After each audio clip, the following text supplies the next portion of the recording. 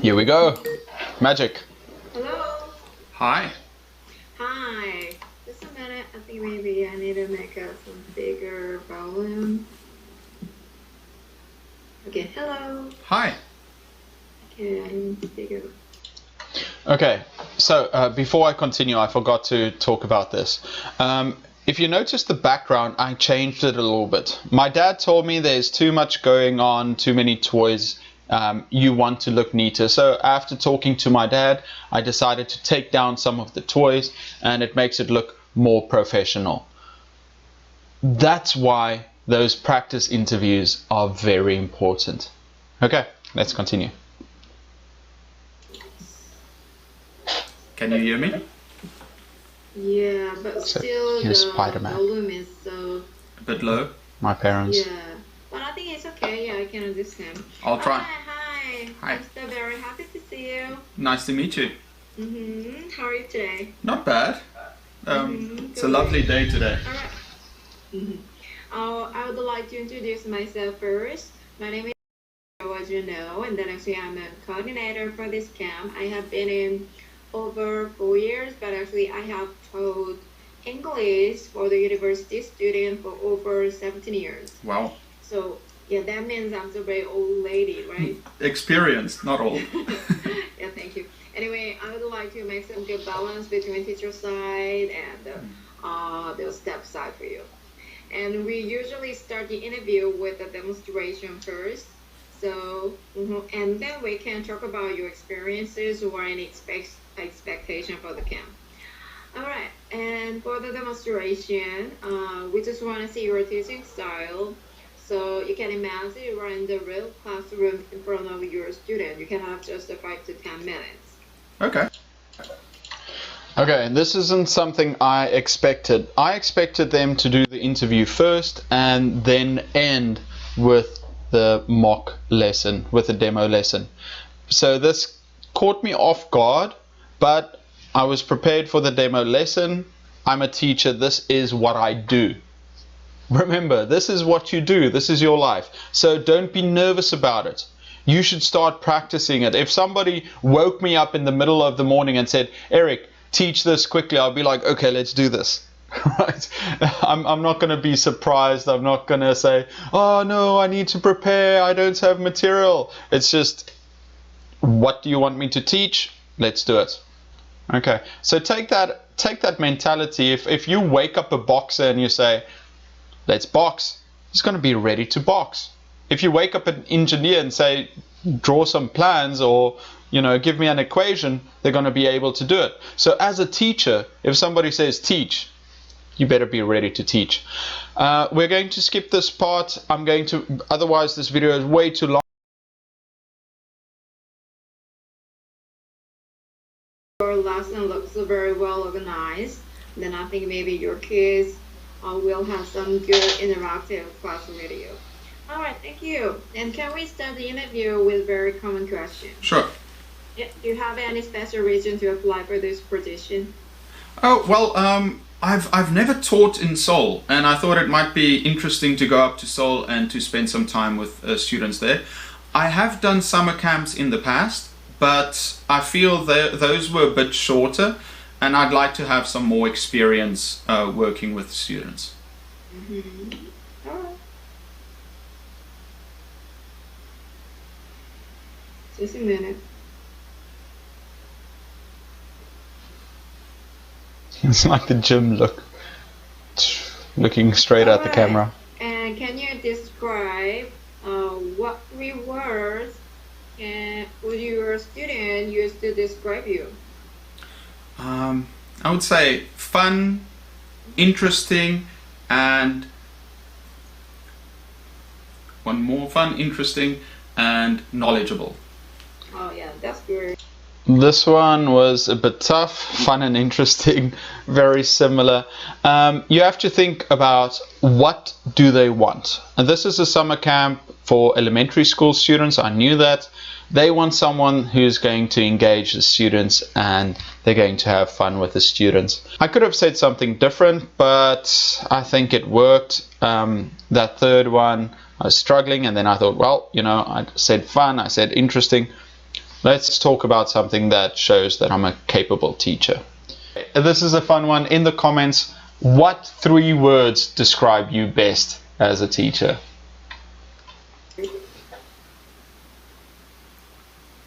All right, and then actually there are so many younger kids for this town. So how can you encourage your student to be motivated in your classroom? Well, I think for all humans, it's important to, when you study something, it should be something that is important to you.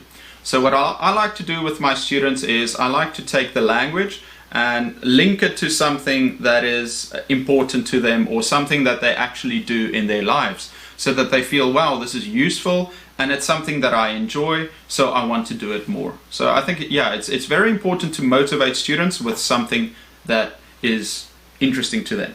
Yeah, that they can find relatable. Sorry. All right.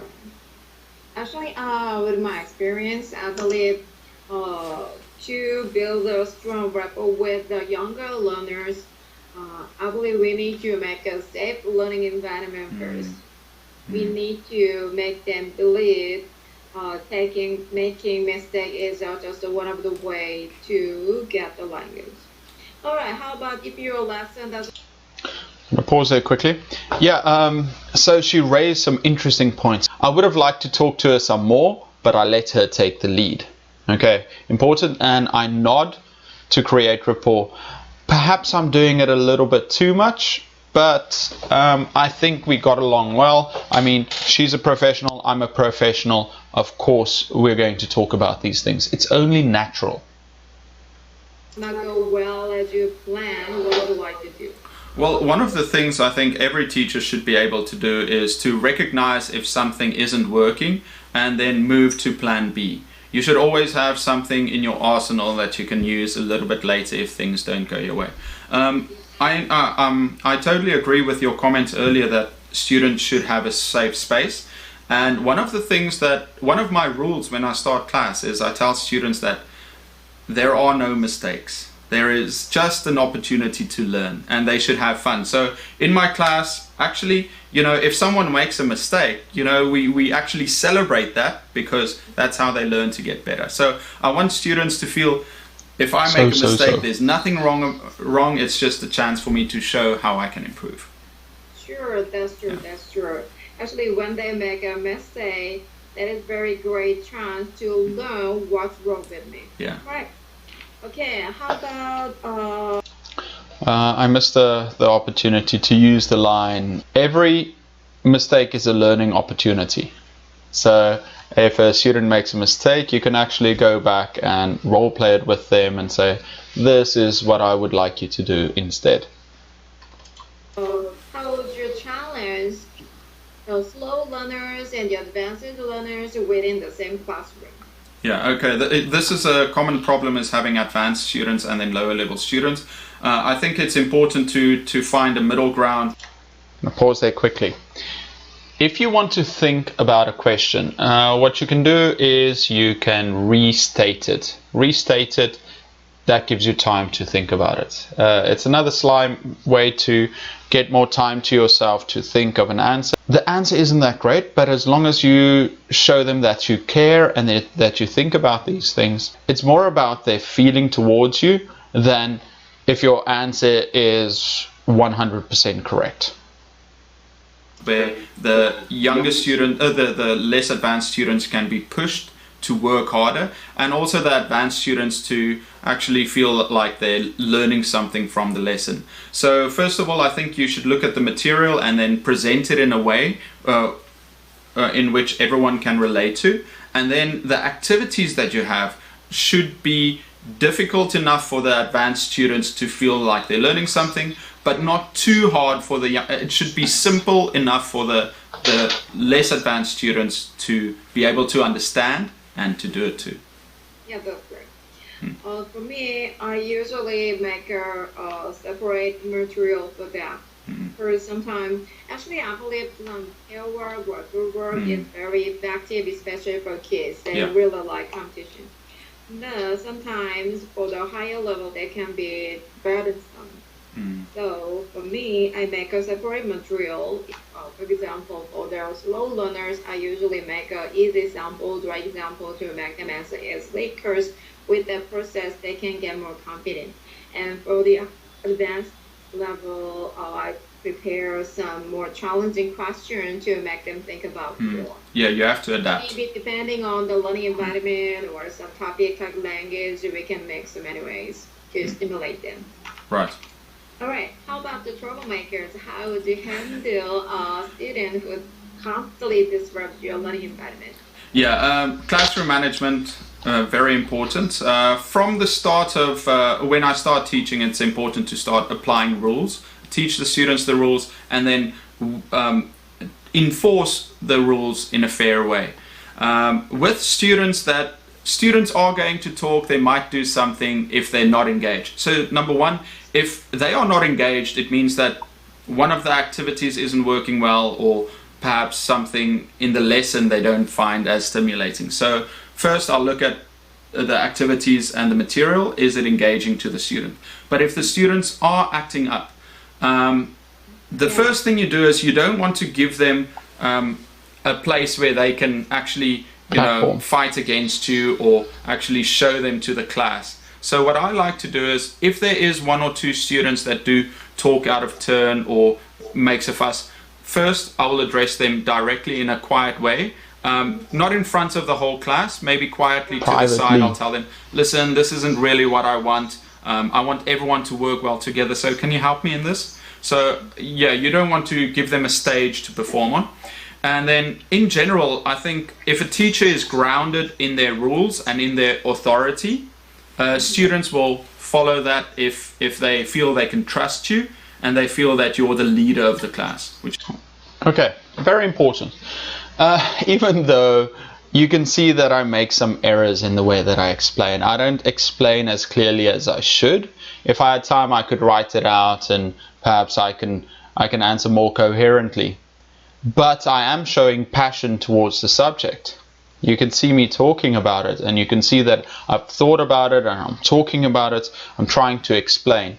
And even though it's not 100% correct, that passion for the subject is coming out. It's very important. That's great. Yeah, actually, I believe that most of the troublemakers, they want to get more attention. Exactly. Especially for kids.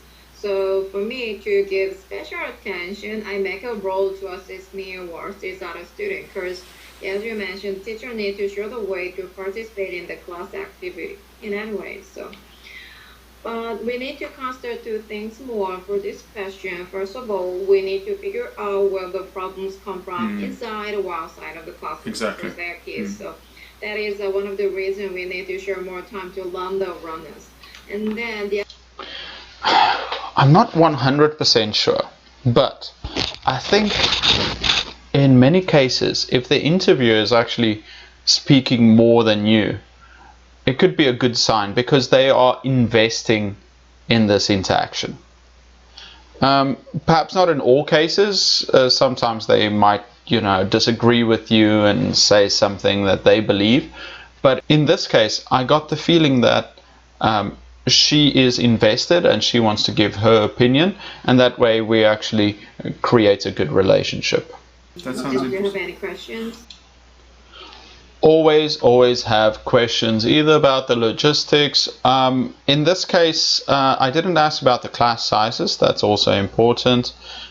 Yeah, always have a question, either about the work environment or your role as the teacher, what is expected of you. You should ask a question that makes them imagine you in the role. So if you ask them, if I get this job, what expectations do you have? Who do I report to? What level are the students? What can I expect to do? Is there marking? Whatever you can ask, try and get them to think of you in the role already. For me, I know everything I want to know. Just asked a few questions and then I told her, listen, I've done this before. I want her to have confidence. She doesn't want someone that she has to teach everything and to baby. So I want to find out what I need to know, and that's it. She doesn't have to worry about me.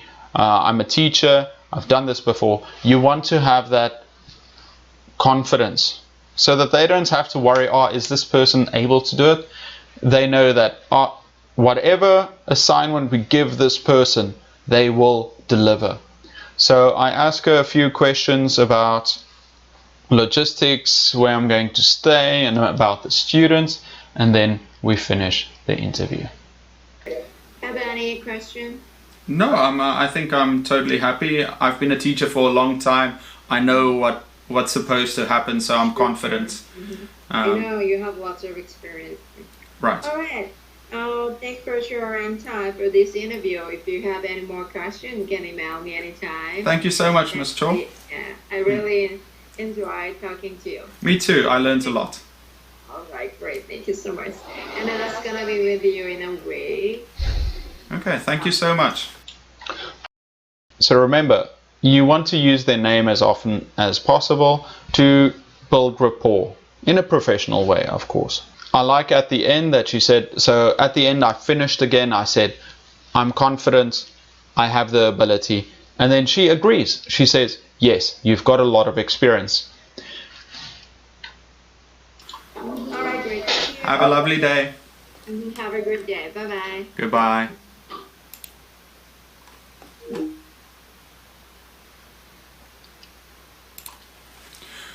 There we go. Okay, I know it wasn't as smooth as I wanted, but I didn't prepare as well as I should have. I had a bit of a rushed weekend, but still I thought this is a good lesson to learn. Okay, everyone, I'll talk to you a little bit later. Hope you saw me sweating not so much. That's why you've got the snazzy undershirt, just in case. And yeah, interview done. Let's see how it goes. We'll find out in a week. Okay, goodbye, Eric. Okay, everyone, I hope you enjoyed this interview. I'm going to put up another video with the mock lesson. Remember, don't worry about things. If we have to go back, only 5 questions you have to prepare. Have a practice interview with a friend where they ask you these questions and a couple of extra questions. Be professional, be confident, be friendly.